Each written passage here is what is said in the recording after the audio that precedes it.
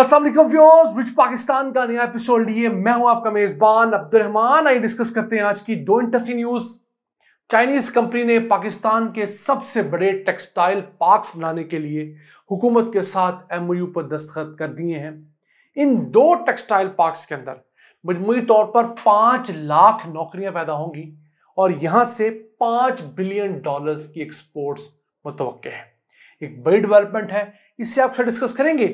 जबकि आज की दूसरी खबर, पंजाब में मौजूद 19 फनी तरबियती इदारों के अंदर सेंटर ऑफ एक्सीलेंस खोलने का आगाज हो गया है।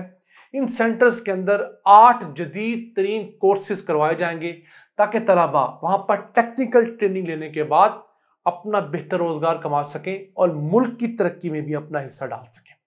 ये खबर प्रोग्राम के दूसरे हिस्से में डिस्कस होगी, लेकिन पहले चलते हैं आज की सबसे अहम खबर की तरफ। चाइनीज कंपनी ने पाकिस्तान के सबसे बड़े टेक्सटाइल पार्क लगाने के लिए हुकूमत के साथ एमओयू पर साइन किए हैं। सिंध और पंजाब दो सूबों के अंदर ये टेक्सटाइल पार्क बनाए जाएंगे। इन टेक्सटाइल पार्क्स के अंदर 100 से ज्यादा चाइनीज टेक्सटाइल की कंपनियां रिलोकेट होंगी, यानी ऐसी चाइनीज कंपनियां जो कि इस वक्त चाइना के अंदर टेक्सटाइल मैन्युफैक्चरिंग के अंदर हैं, वो अपनी फैक्ट्रियां इन दो टेक्सटाइल पार्क्स में शिफ्ट करेंगी। अब इन टेक्सटाइल पार्क्स की खासियत क्या होगी? यहां पर इब्तदाई तौर पर 3 लाख जॉब्स क्रिएट होंगी और $2 बिलियन की एक्सपोर्ट्स यहां से होंगी। फिर कुछ अरसे बाद यहां पर 5 लाख जॉब्स क्रिएट होंगी टोटल, जब ये मुकम्मल तौर पर भर जाएंगे, और $5 बिलियन की टेक्सटाइल एक्सपोर्ट्स सिर्फ इन दो पार्क्स के जरिए मुमकिन हो सकेगी।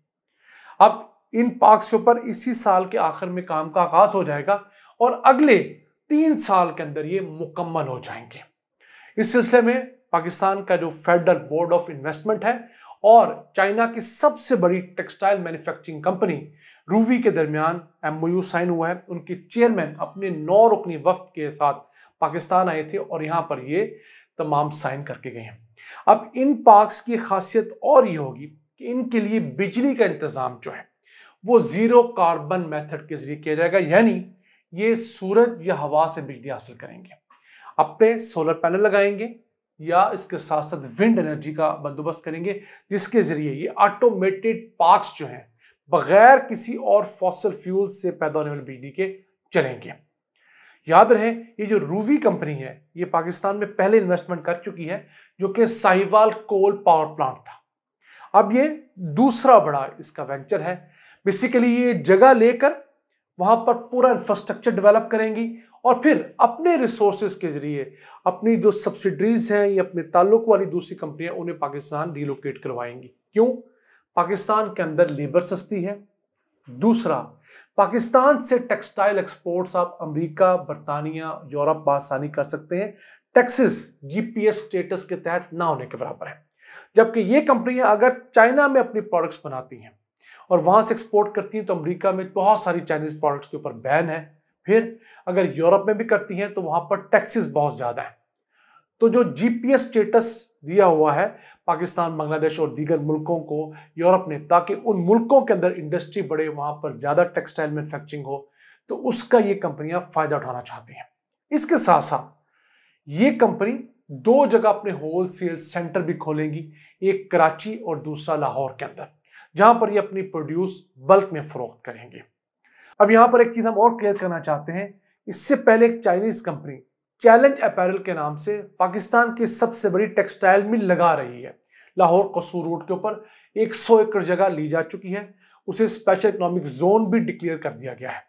उनका टारगेट यह है कि वो एक फैक्ट्री से इब्तदाई तौर पर अभी $50 मिलियन की एक्सपोर्ट्स कर रही हैं, इसे $500 मिलियन तक करना है और फिर $1 बिलियन की पाकिस्तान की पहली कंपनी बनना है। वो एक सेटअप है।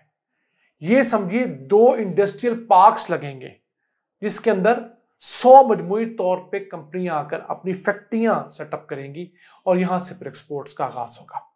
पाकिस्तान के पास भी बहुत बड़ा पोटेंशियल है टेक्सटाइल सेक्टर में आने का, लेकिन हमने एक गलती वो नहीं करनी जो बांग्लादेश ने की है। बांग्लादेश ने अपना सारा फोकस टेक्सटाइल पर रखा। उनकी 85% एक्सपोर्ट्स टेक्सटाइल से रिलेटेड थी। उसका नुकसान ये हुआ कि वहां का पढ़ा लिखा तालिब इल्म, पढ़ा लिखा नौजवान ना होने के बराबर शरीक हो सका। जिस इंजीनियर, जिस टेक्नीशियन, जिस डॉक्टर को किसी अच्छी फर्म में, किसी टेक फर्म में, किसी इंजीनियरिंग फर्म में जॉब मिलनी चाहिए थी, वो चूंकि उतनी इंजीनियरिंग फर्म्स खुली नहीं, सारे बाइंग हाउसेस खुल गए, ये टेक्सटाइल सेक्टर की जो जॉब्स खुली, तो दरमियाने और कम पढ़े लिखे नौजवान तो वहां चले गए, पढ़ा लिखा नौजवान वहां पर सड़कों पर रुलता रहा। तो हमें दोनों सेक्टर्स को लेकर चलना है, टेक्सटाइल का प्रमोट करना है, आईटी को प्रमोट करना है, सॉफ्टवेयर को प्रमोट करना है, इंजीनियरिंग को प्रमोट करना है, केमिकल को प्रमोट करना है, ताकि हर किस्म के नौजवान को हर किस्म की अपॉर्चुनिटीज दस्तयाब हो। आइए चलते हैं आज की दूसरी हम खबर की तरफ। पंजाब के 19 फनी तरबियत के इदारों में सेंटर ऑफ एक्सीलेंस खोलने का आगाज हो गया है।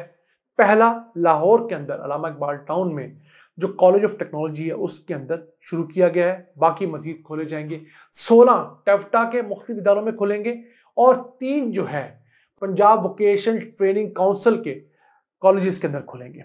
इनके अंदर एशियन डेवलपमेंट बैंक की फंडिंग से 5 अरब रुपए लगाकर 8 मुख्तलिफ महारतों के एक्सीलेंस ऑफ सेंटर्स खोले जाएंगे। अब इन सेंटर्स में जदीद तरीन टेक्निकल ट्रेनिंग की स्किल्स दी जाएंगी। मसलन हेल्थ सेक्टर के अंदर मुख्तलिफ जो जदीद तरीन एक्सपर्टीज आ रही है, मसलन MRI मशीन चलाना, CT स्कैन की मशीन चलाना, इस तरह के जो टेक्नीशियंस हैं उनकी ज़रूरत है पूरी दुनिया को। इसी तरह के तमाम जो हॉस्पिटल सेक्टर के हैं। फिर कंस्ट्रक्शन सेक्टर के अंदर बहुत बड़ा फील्ड है, उसकी टेक्निकल ट्रेनिंग होगी। फिर टेक्सटाइल सेक्टर के अंदर बहुत सारे फील्ड्स हैं। फिर लाइट इंजीनियरिंग, जैसे एग्रीकल्चर फार्म की मशीनरी होती है, इस तरह के दीगर वॉशिंग मशीनें होती हैं, पंखे होते हैं, जिनके अंदर बहुत ज़्यादा इंजीनियरिंग इन्वॉल्व नहीं होती, लाइट इंजीनियरिंग, उनके मुख्तलिफ कोर्सेज हैं। फिर सर्जिकल आइटम्स बनाने की कोर्सेज, सर्जिकल आइटम बनाने की ट्रेनिंग दी जाएगी। इसके साथ साथ गाड़ियाँ और मोटरसाइकिल्स, इनके स्पेयर पार्ट और इनकी तमाम फील्ड्स की ट्रेनिंग दी जाएगी। और फिर फूड प्रोसेसिंग, जो पाकिस्तान का एक बहुत बड़ा पोटेंशियल है कि पाकिस्तान में हम लोग जो 40% फूड ज़ाया कर देते हैं।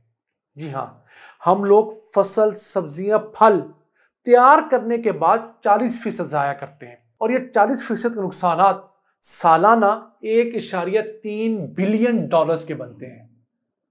हम तकरीबन 400 अरब रुपए की ज़राई अजनास, फ्रूट्स, वेजिटेबल पकने के बाद ज़ाया करते हैं।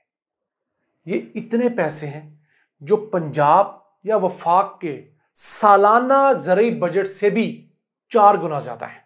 तो दुनिया करती क्या है, जब सीज़न होता है मैंगो का, तो मैंगो फ्रेश खाते ही खाते हैं उसके पल्प को इस्तेमाल किया जाता है, उससे प्यूरी बना ली जाती है, उससे ड्राई कर लिया जाता है। इसी तरह टमाटर जब वाफर होते हैं तो टमाटर की पेस्ट बना ली जाती है और पूरा साल टमाटर की पेस्ट सालन में इस्तेमाल की जाती है। उससे टमाटर की कीमतें यकदम पाकिस्तान की तरह नहीं बढ़ती।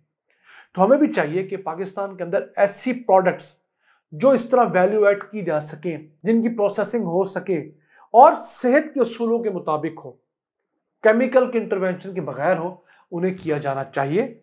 और याद रखिएगा, अगर हम 40% ज़ाया होने वाले फूड, फ्रूट, वेजिटेबल में से 20% भी फूड प्रोसेसिंग में ले आए तो पाकिस्तान के अंदर जो कीमतें यकदम बढ़ती हैं वो रुक जाएंगी। हम हाइजीनिक फूड खाया करेंगे और पाकिस्तान अपने कदमों पे खड़ा हो जाएगा। नाज़रीन, ये था आज का एपिसोड। हमें उम्मीद है आपको पसंद आया होगा। अपनी सजेशंस, अपनी आरा से हमें आगाह रखा करें।